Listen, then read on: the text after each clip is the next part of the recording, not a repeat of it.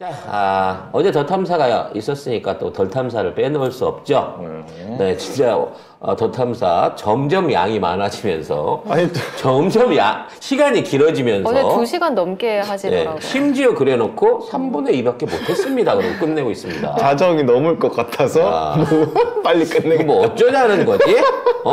숙제처럼 지켜보고 있는 이 사람들을 어쩌자는 거지? 아니 앞쪽에 뭐 일본 뉴스 이런 거 안 하면 안 돼요. 그런 거는 그냥 딴 데서 다 하잖아요. 딴 데서 하는 거 하지 말고 그냥 엑기스만 하시면 안 돼요? 이것만 해주세요 제발. 저희가 따라가기가 힘들어서 그래요. 형님. 나 너무 힘들어. 잠을 못 자. 그리고 사실 그 정리해서 내용을 좀 올려주시긴 하는데 그게 전혀 그 애드립으로 중간에 치시는 이거하고는 그 연결이 좀 안 되는 부분이 있어가지고 방송을 안 들을 수가 없단 말이에요. 나 이제 2배속으로 하다가 지금은 이걸로 스크롤러 해갖고 땡겨가면서 보는데도 너무 오래 걸려요, 형님. 네. 형님한테 좀 어떻게 안 됩니까? 진구 형님한테 진구 형님하고 아니 그 좀 해. 대영이 친구한테 어떻게 안 돼? 진짜 이것 때문에 과로사 하게 생겼어. 69시간 우리가 하고 있다. 우리가 69시간 하게 생겼어. 하여튼 주요 내용은 뭐 여러 가지 있었습니다만 제일 기대되는 건 이제 두한이 선자하고 인터뷰를 하셨다. 네. 구체적인 내용 뭐 오늘 난 그걸 한 2번 얘기하길래 그날 하는 줄 알았어. 한 그 얘기 들으려고 그거 하고 있어. 안 한다고 하더라고. 잘 들으셔야죠. 앞부분에 분명히 그 얘기를 하셨어요. 한 2시간 정도 인터뷰가 돼가지고 편집할 시간이 충분하지 않았기 때문에 이거는 저희가 내일 빠르게 편집을 해서 보내드리겠다라고 얘기한 다음에 저는 이게 끝난 줄 알았어요. 뒤에 또 나오고 중간에. 뒤에 또 그 얘기를 하시니까 그 사이에 또 편집을 다 하신 줄 그래서 난 한 줄 알고. 알았어. 그 시간 동안 한 줄 알았지. 아닌데 나는 아니 근데 2시간을 편집해서 방송을 하는데 이걸 4시간으로 해버리면 그건 편집이 아니지 않아요? 네. 파이팅. 아무튼 무슨 내용을 얘기해 주실지 모르겠는데 뭐 중요한 엑기스는 웬만큼 이미 다 언론에 나가 있더라고요. 그래서 그걸 이제 기대를 좀 해보도록 하겠고 우리가 정리해 드릴 내용은 이제 첼리스트의 변심 관련된 내용인데요. 이야. 이 첼리스트가 금전적으로 굉장히 어려운 상태였었다고 해요. 더군다나 이제 지금 그 당시 제보자 A씨하고 동거 상태에 있다가 제보자 A씨하고의 채무 관계가 한 2,500 정도 있었다고 합니다. 그래서 이제 그걸 어차피 정리를 해야 되는 상황이었고, 그래서 이제 그 돈을 갚을 여력이 안 돼가지고, 아마 제가 보기엔 뭐 모종의 문서를 썼던 것 같아요. 그게 단순하게 그냥 퉁칠 수 있는 관계가 아니라 문서가 존재하는 채무로서 2,500 정도가 있었던 것 같은데, 그 부분에 대한 이제 도움을 제보를 해주게 되면 공익제보자로서 거기에 대한 부분을 더 탐사에서 책임을 져주겠다라고 하는 얘기가 있었다는 거죠.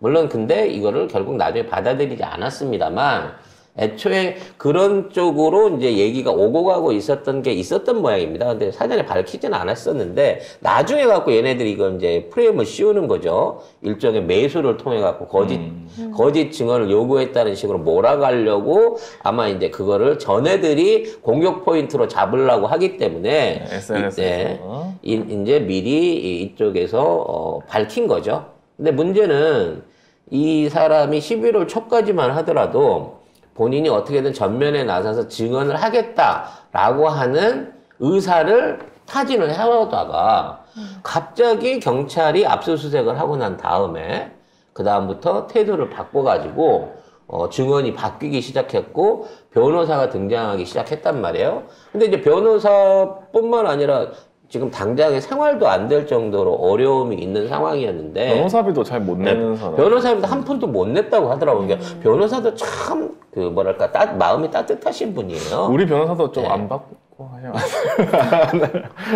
정말 우리 변호도 맡기고 싶은데 맡겨놓으면 경찰이 포렌식 하는데 참석도 안 하고 아무것도 안 하는가 봐요. 그렇죠. 그러면서 멘트는 이제 자기가 앞서갖고 다 후리고 다니는 맘대로 그런 무료 변호사인 거죠. 네, 아무튼 그 변호사를 만나고 난 이후에 생활의 태도가 완전히 바뀌어진 거예요. 금전적인 어려움이 없어졌다는 거죠. 갑자기. 그래서 집에 물건들을 그러니까 같이 동거를 했었으니까 있는 물건들을 가지러 오빠라고 친오빠라고 하는 사람하고 집에를 왔었을 때 저게 이제 사진으로 몇 장이 남았는데 일단 친오빠한테 존댓말을 하더라는 거죠. 나이 40이 다 됐는데 친오빠의 존댓말. 오빠하고 얘기를 하는데 존대를 한다. 뭐 물론 유교적으로 아니 친오빠는 아니지. 그러면 친오빠는 아니지. 그치? 네. 네. 저는 뭐 아무리 나이 차가 있든지 간에 여동생이 오빠한테 오라버니 진지는 잡수셨습니까? 이렇게 존대하는 그 온유를 본 적이 없어요. 네. 없어. 대부분 반말로 찍찍 난리죠. 근데 존댓말을 쓰는 친오빠가 와가지고 물건을 챙겨갔다고 해요. 아유 왜요?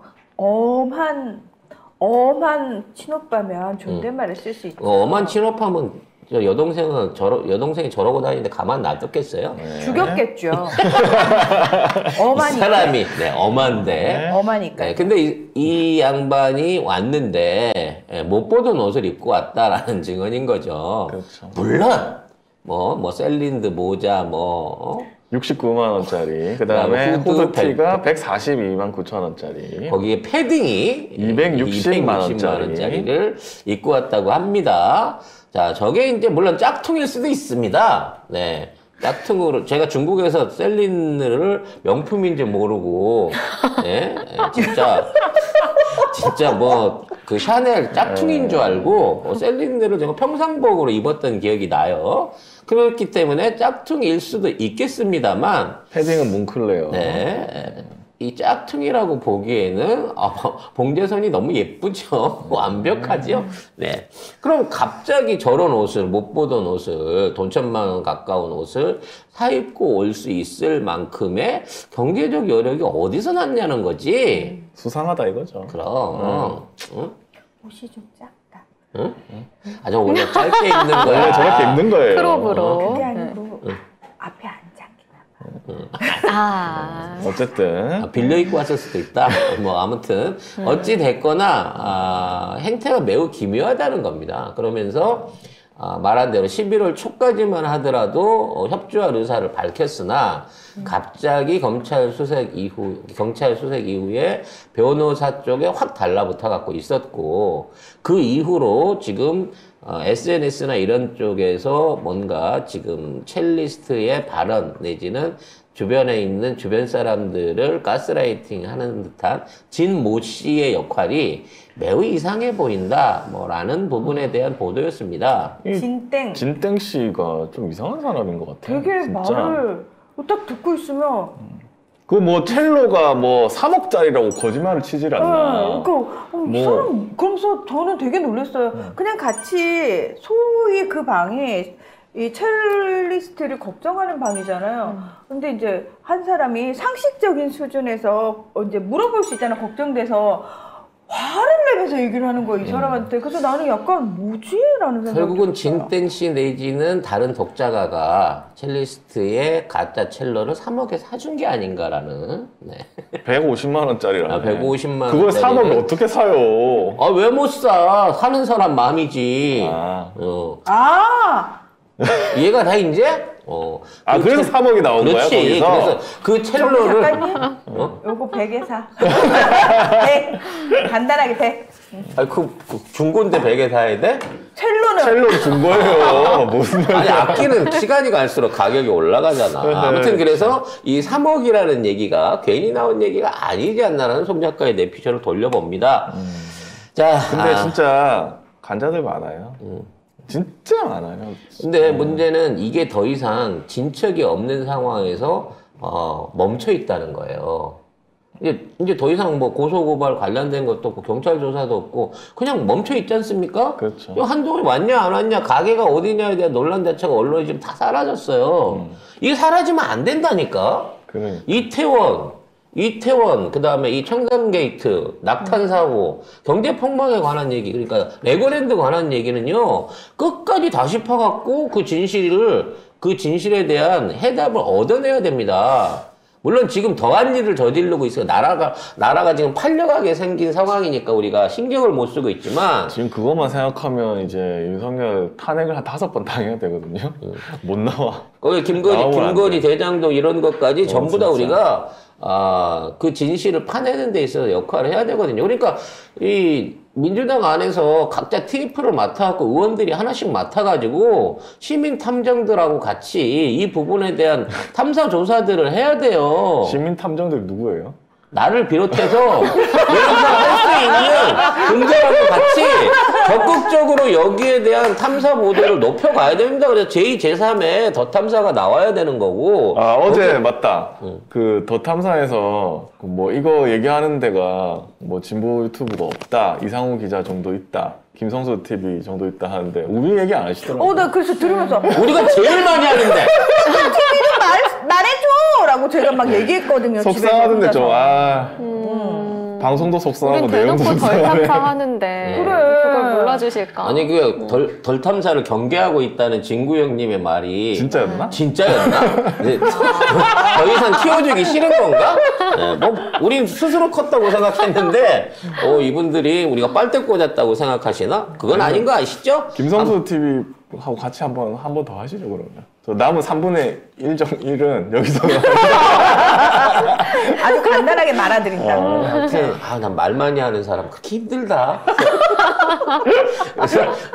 그래서 결론적으로 말하자면 이에 관한 내용이 멈춰 있다는 거, 그래서 여기에 대한 추가 탐사 내지는 이걸 적극적으로 할 수 있는 일종의 팀이 필요한 거예요. 탐사를 적극적으로 할 수 있는, 취재 추리를 할 수 있는 탐사팀이 필요한 거고, 법적으로 그 뒤에서 지켜줄 수 있는 변호사를 비롯한 자문팀들이 필요한 거고, 이걸 또 홍보해서 알릴 수 있는 홍보팀이 필요한 거거든. 그리고 이걸 전체적으로 이 TF를 이끌어 가줄 수 있는 대표자, 얼굴 마담으로 저는 국회의원들이 이런 걸 해줘야 된다고 보거든요. 그래서 그런 식의 어떤 특전팀을 만들어갖고, 특공대를 만들어가지고, 이런 부분에 대한 보도와 발표가 인터넷 매체를 통해서라도 계속 나가게 해야 돼요. 그래야 이게 기록이 되는 거고, 나중에 가서 이걸 통해서 지금 잘못돼 있던 거, 지금 덮여져 있던 것들이 영원히 수면 아래로 사라지지 않게 할 수 있는 거라고 저는 생각을 합니다. 근데 민주당은 유튜브 안 보잖아요.